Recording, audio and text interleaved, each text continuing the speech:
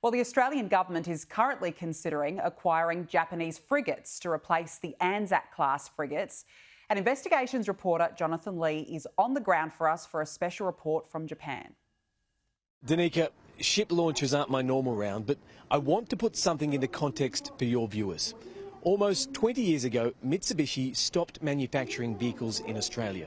A lot has changed in that time.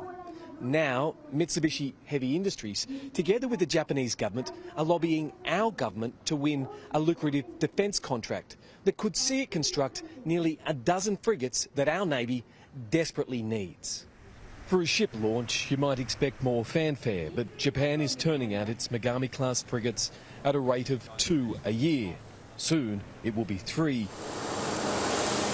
Sky News is a guest of the Japanese government. We're given a tour of Mitsubishi Heavy Industries' 150-year-old shipyard in Nagasaki, a yard targeted by the second atomic bomb. Japan is keen to show Australia it can deliver 11 Mogami-class frigates to our Navy.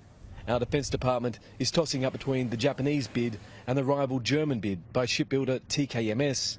The first 3 ships would be built overseas, the first arriving from 2029, the rest built in Western Australia. The truth is our Navy needs fresh legs and firepower. Our 3 frontline destroyers require upgrading. Our 7 remaining Anzac-class frigates are fragile and outdated. Our resupply ships are new but broken. Our 6 Hunter-class frigates will be late, undergunned and over budget, leaving our government to now decide on who will build our 11 multi-purpose frigates and 6 unmanned vessels sometime off in the future. Atsushi Yoshioka is the senior project manager of the team trying to woo our government. What do you think about potential changes? The Australian government is notoriously a difficult buyer. Really? And we think they should do the same like that. So leave it as it is what you're saying? I think so. Yeah, that is a good thing for them to get early as possible for that. So if they want to get it in the water as quickly as possible, leave it alone? Yeah, I think so. Yeah, off the shelf is a good thing for them. So off the shelf? Off the shelf. Off the shelf is a good thing for them? Yeah, I think so. Former PM Tony Abbott says rejecting the Japanese bid wouldn't damage our relationship with Japan, but it would raise serious questions. I don't think it would break the relationship, but it certainly would be a great disappointment. And they would be thinking, as I am, what's the hesitation? Our priority needs to be just getting a ship.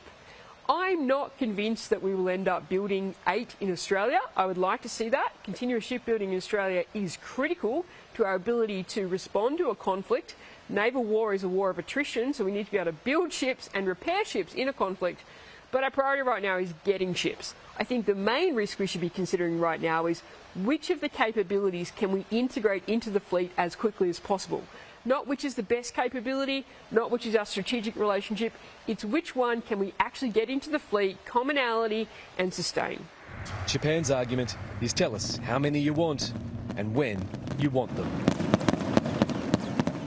Danica, our government is hoping to decide between the German and the Japanese bids by Christmas. But with defence officials stating that we no longer have a 10-year warning time before potential conflict, perhaps the bigger question is, did we lose those 10 years or did we perhaps waste them?